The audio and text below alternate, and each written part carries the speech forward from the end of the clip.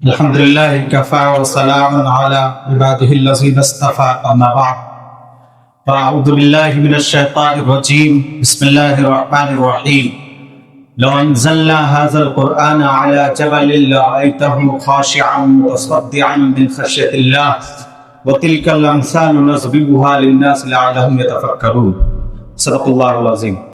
میرے محترم بزرگوں اور دوستوں،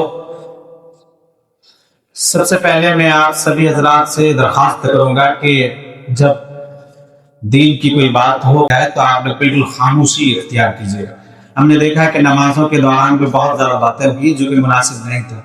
آپ کو معلوم ہے کہ یہ وہ مجلس ہے جہاں پر فرشتے بھی آ چکے ہیں، فرشتے بھی اس کو گھیرے ہوئے ہیں، تو اس لیے ہمیں اس بات کا خیال رکھنا چاہیے۔ آج آپ کے یہاں قرآن کریم مکمل ہوا ہے۔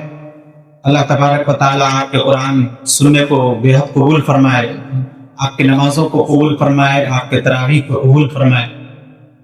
میرے بزرگوں دوستو، قرآن کریم کا حاصل کرنا، قرآن کریم کا پڑھنا، یہ عظیم الشان دولت ہے۔ جس کو یہ دولت مل جائے یقیناً وہ انسان بہت ہی خوش بخت ہے۔ دنیا میں اس سے بڑھ کر کوئی بھی دولت نہیں ہو سکتی۔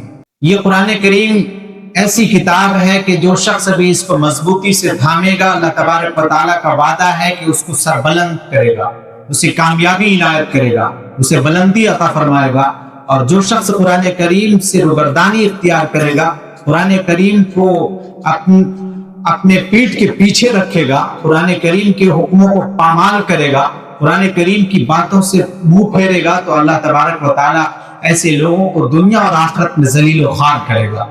آج مسلمانوں کی حالت دیکھیے، مسلمان اس وقت کیوں سب سے زیادہ پسپا ہے اور ذلیل و خوار ہو رہا ہے؟ اس کی سب سے بڑی وجہ یہ ہے کہ یہ قرآن کریم سے بہت دور ہے۔ اسے یہ معلوم ہی نہیں ہے کہ قرآن کریم کہتا کیا ہے۔ وہ 20 سال سے 30 سال سے نمازیں تو پڑھ رہا ہے، لیکن اسے یہ نہیں معلوم کہ الحمد شریف کے اللہ کا پیغام کیا ہے، اور نمازوں میں پڑھتے ہیں اس میں اللہ تبارک و تعالیٰ نے کہا کیا ہے۔ یہی وجہ ہے کہ اس کی نمازوں میں کوئی آج تک کوئی تبدیلی نہیں آئی، اس کی نمازوں نے آج تک اس کو گناہوں سے چھوڑایا نہیں، جبکہ اللہ تبارک و تعالیٰ کا یہ وعدہ ہے کہ ان الصلاۃ تنہی عن الفحشاء والمنکر، کہ نماز جو ہے بے حیائیوں سے، برائیوں سے روکتی ہے۔ آج کیا وجہ ہے کہ جب کہ ہم نماز بھی پڑھتے ہیں اس کے باوجود بھی ہم گناہ کرتے ہیں، اس کے باوجود بھی ہم غیبت کرتے ہیں، اس کے باوجود بھی ہم جھوٹ بولتے ہیں، اس کے باوجود بھی اپنے ماں باپ کے ساتھ زیادتی کرتے ہیں؟ تو اس کا کیا مطلب ہوا کہ ہم قرآن کریم کو سمجھے نہیں۔ قرآن کریم بہت سے گھروں میں پڑھا بھی جاتا ہے لیکن اس کے باوجود اس پر عمل نہیں ہوتا۔ قرآن کریم کو جب کوئی آدمی سمجھ لیتا ہے تو اس کی دل کی دنیا بدل جاتی ہے، اس کی زندگی بدل جاتی ہے۔ حضرت عمر فاروق رضی اللہ تعالیٰ عنہ کا واقعہ بہت مشہور ہے کہ آپ صلی اللہ علیہ وسلم کو قتل کرنے کے لیے گئے تھے۔ آپ صلی اللہ علیہ وسلم کو قتل کرنے سے پہلے اپنے بہن اور بہنوئی کے بارے میں پتا چلا کہ وہ لوگ اسلام لے آئے، تو اپنے بہن اور بہنوئی کے گھر گئے اور بہت مارا، اتنا مارا کہ وہ لوگ خون سے لہو لہان ہو گئے۔ اس کے بعد جب غصہ ٹھنڈا ہو گیا تو پھر انہوں نے پوچھا کہ کیا پڑھ رہے تھے، ذرا مجھے دکھاؤ۔ تو قرآن کریم سورہ طٰہٰ کھول کر کے ان کے سامنے رکھا گیا، تو قرآن کریم پر نظر پڑنی تھی کہ ان کی دل کی دنیا بدل گئی۔ وہ جو حضرت عمر فاروق رضی اللہ تعالیٰ عنہ انتہائی سخت اور بہادر بن کر آئے تھے، انتہائی مٹی کی طرح نرم ہو گئے اور آپ صلی اللہ علیہ وسلم کے قدم مبارک میں جا کر گر گئے اور آپ صلی اللہ علیہ وسلم کے ہاتھ پر بیٹھ گئے اور اسلام کی دولت سے مالا مال۔ تو یہ ہے قرآن کریم کی تاثیر۔ اور قرآن کریم سے جب کسی کو محبت ہو جاتی ہے تو اللہ تبارک و تعالیٰ اس کو دنیا اور آخرت میں کامیاب بناتا ہے۔ وہی حضرت عمر فاروق رضی اللہ تعالیٰ عنہ ہیں جن کو خطوں سے، جن کی باتوں سے باطل لرزاں ہو جاتے تھے، کیسر و قسرہ ہل جایا کرتی تھی۔ آپ حضرت عمر فاروق رضی اللہ تعالیٰ عنہ کی تاریخ کو پڑھیں گے تو لکھا ہے کتابوں میں کہ اگر حضرت عمر فاروق رضی اللہ تعالیٰ عنہ کی دور حکومت اور 10 سال ہوتی تو پوری دنیا میں ان کی حکومت کا ڈنکا بجتا ہے۔ انقلاب کیسے آیا؟ قرآن کریم کی وجہ سے انقلاب آیا۔ تو اس لیے ہم اور آپ کو چاہیے کہ قرآن کریم سے اپنے رشتے کو مضبوط کریں۔ آج ہم یہ دیکھتے ہیں کہ قرآن پڑھنے والے کو بھی ہم حقارت کی نظر سے، کمتر نظر سے دیکھتے ہیں۔ جو لوگ قرآن کریم سے محبت کریں گے، قرآن کریم کے پڑھنے والوں سے محبت کریں گے، اللہ تبارک و تعالیٰ ایسے لوگوں کے لیے ہی جنت میں ٹھکانہ ہے۔ حدیث میں جو آتا ہے کہ اللہ تبارک و تعالیٰ کی قیامت کے دن حافظ قرآن سے کہا جائے گا کہ تو قرآن کریم پڑھتا جا اور جنت کی سیڑھیوں پر چڑھتا جا، اقرأ وارتقی ورتل کما کنت ترتل فإن منزلتک عند آخر آیۃ تقرأ بها، کہ جہاں یہ آیت پوری ہو جائے وہی آپ کا ٹھکانہ ہے۔ اور دوسری طرف یہ فرمایا کہ آپ یعنی حافظ قرآن 10 आदमियों की सिफारिश करेंगे और सिफारिश को कबूल किया जाएगा। तो अगर हम कुरान करीम को नहीं पढ़े हैं, कुरान करीम नहीं सीखे, तो हमें सीखना चाहिए। और जो कुरान करीम को पढ़ता है और पढ़ाता है उनसे हमें बहुत ही ज्यादा मोहब्बत करनी चाहिए। अल्लाह के नबी पाक सल्लल्लाहु अलैहि वसल्लम ने फरमाया, खैरुकुम मन तअल्लमल कुरान व अल्लमा, कि तुम में सबसे बेहतर वो शख्स है, तुम में सबसे बेहतर, क्या कह रहे हैं, तुम में सबसे बेहतर वो शख्स है जो कुरान करीम को पढ़े और पढ़ाए।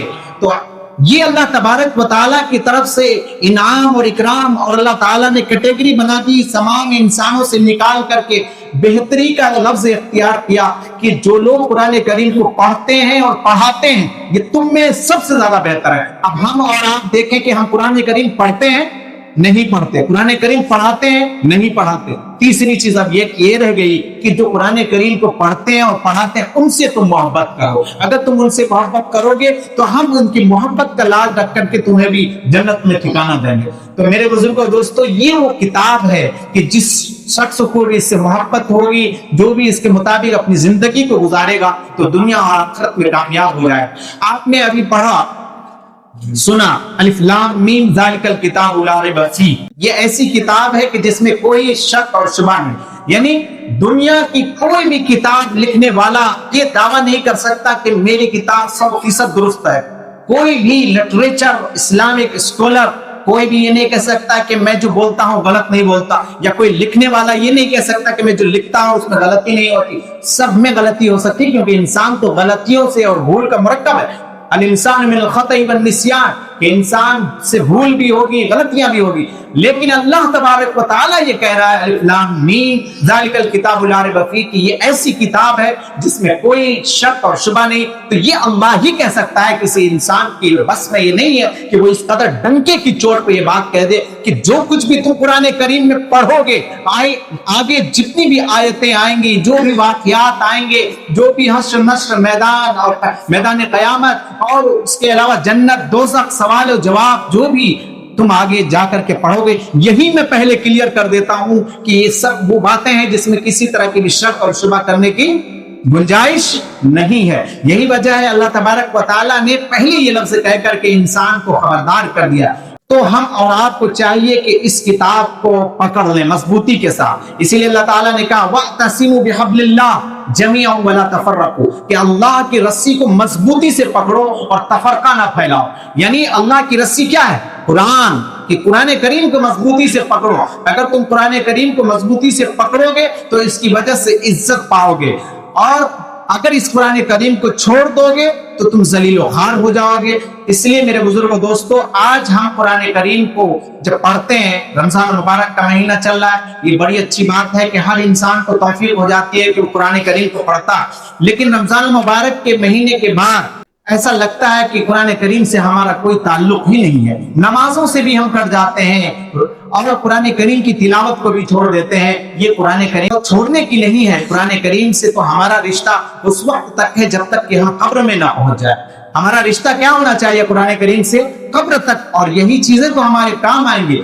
और एक हदीस में सुना, आप सल्लल्लाहु अलैहि वसल्लम ने फरमाया कि कल क़यामत के दिन दो चीजें इंसानों के हक में सिफारिश करेंगी। आप चाहते हैं कि आपके बारे में सिफारिश की जाए और वो सिफारिश अल्लाह की बारगाह में कबूल भी? बताइए कौन कौन चाहता? सब चाहते हैं।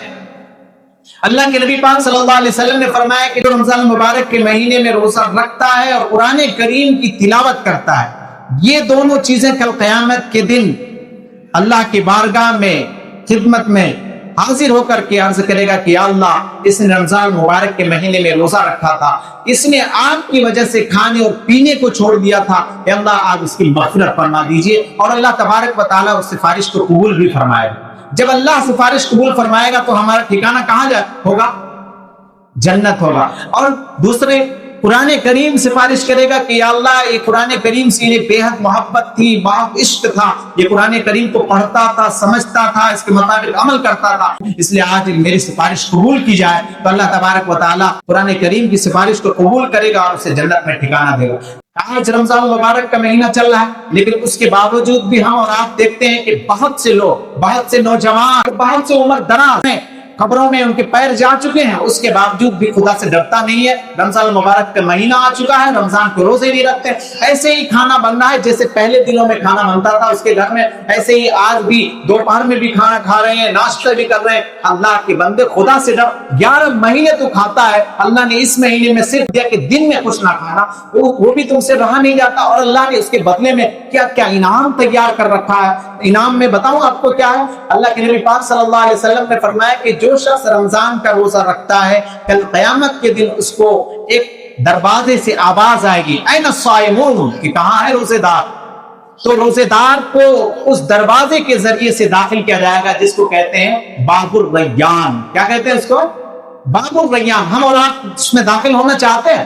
قال اللہ تبارک و تعالی الصوم لی وانا اجزی بہ، کہ روزے دار روزہ میرے لیے رکھا ہے لہذا میں ہی اس کا بدلہ ہوں۔ ایک طرف تو یہ انعام ہے، ایک طرف اور سنیے، ایک حدیث میں آپ صلی اللہ علیہ وسلم نے فرمایا کہ جو شخص جان بوجھ کر ایک روزہ بھی توڑتا ہے، ایک روزہ بھی چھوڑتا ہے، زندگی بھر وہ شخص اس روزے کی قضا کرے تب بھی اس روزے کا ثواب اس کو نہیں ملے گا۔ اب سمجھ سکتے ہیں، اندازہ لگا لیا آپ نے کہ اس رمضان المبارک کے مہینے میں اللہ تبارک و تعالی کتنا وزنی بنایا ہے اس ایک روزے کو کہ زندگی بھر بھی ہم روزہ رکھیں تب بھی اس کا نام البدل نہیں ہو سکتا، اس کا بدلہ نہیں ہو سکتا۔ آج انسان کتنے آسانی کے ساتھ روزے کو چھوڑ دیتا ہے، بتائیے۔ اسی طرح سے اب جو روزہ رکھتے ہیں ان کے بارے میں ایک حدیث سنیے، اللہ کے نبی پاک صلی اللہ علیہ وسلم نے فرمایا کہ بہت سے لوگ روزہ رکھتے ہیں لیکن اس کے روزہ رکھنے کا کوئی فائدہ نہیں ہوتا۔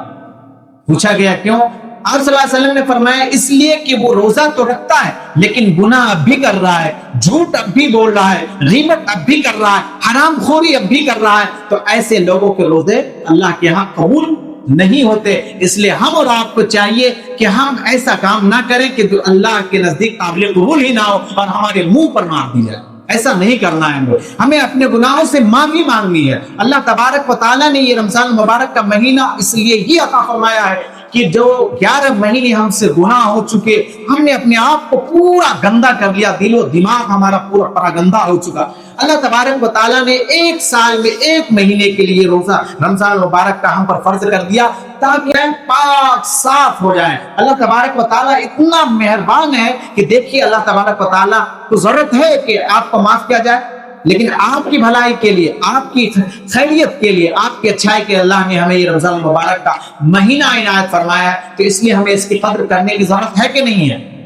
کرنے کی ضرورت ہے کہ نہیں ہے؟ بتائیے، ہم سب کو مرنا ہے کہ نہیں مرنا ہے؟ سب کو مرنا ہے نا۔ اور کام کیا آنے والی چیزیں ہیں بتائیے گا ذرا؟ یہی نماز، یہی روزہ، یہی زکات، یہی حج۔ اس کے علاوہ بلڈنگیں کام آئیں گی کیا؟ مال و دولت کام آئیں گے کیا؟ آپ دنیا کے نمبر 1 انسان بن جائیں، مالداری میں آپ کا ٹاپ نمبر 1 پہ آپ آ جائیں ورلڈ میں، لیکن آپ کو مرنا ہے کہ نہیں مرنا ہے؟ آپ کو چھوڑ کر جانا ہے کہ نہیں جانا ہے؟ ساری چیزیں یہی رہ جائے گی کہ نہیں رہ جائے گی؟ ٹاٹا کمپنی والوں کا نام سنا ہے نا، کتنا مالدار تھا، گیا کہ نہیں گیا؟ موت کو کوئی آج تک خرید پایا ہے کیا؟ موت سے کوئی بچ پایا ہے کیا؟ کوئی طاقتور ہو، کوئی بادشاہ ہو، کوئی لڑاکو ہو، کوئی ڈاکو ہو، کوئی بچ پایا ہے؟ کوئی نہیں بچ پایا ہے۔ اللہ تعالیٰ نے کہا کہ چاہے تم مضبوط سے مضبوط دیوار میں کیوں نہ ہو، موت تمہیں آ پکڑے گی۔ شداد کو پٹخا کہ نہیں پٹخا؟ فرعون کو ڈبایا کہ نہیں ڈبایا؟ نمرود کو مارا کہ نہیں مارا؟ کوئی بھی آج ہے موجود؟ اللہ نے قرآن کریم میں کہا نا، هل اتاك حديث الجنود فرعون وثمود بل الذين كفروا في تكذيب، کیا تمہارے پاس فرعون اور عاد اور ثمود کا واقعہ پہنچا؟ کیا تم جانتے ہو ان لوگوں کے واقعے کو؟ ہم نے قرآن کریم کے ذریعے سے جانا اس واقعے کو، اور یہ بالکل برحق اور سچا۔ یہ سب ایک وقت ایسے لوگ تھے کہ بہت طاقت تھا، بہت غرور تھا، اللہ نے بڑی مالداری دی تھی، بڑی طاقت دی تھی۔ یہی وجہ تھی کہ جب مالداری اور طاقت آ جاتی ہے تو انسان اللہ کو بھول جاتا ہے، اور جب اللہ کو بھول جاتا تو پھر اللہ کا کوڑا اس پر برستا ہے۔ اللہ نے کہا ان بطش ربک لشدید، کہ تیرے رب کی پکڑ بڑی سخت ہے، تیرے رب کی پکڑ بڑی سخت ہے۔ آج ہم اور آپ اپنے معاشرے میں بھی دیکھیں کہ آج اگر کوئی شخص کسی پر ظلم کر رہا ہے تو وہ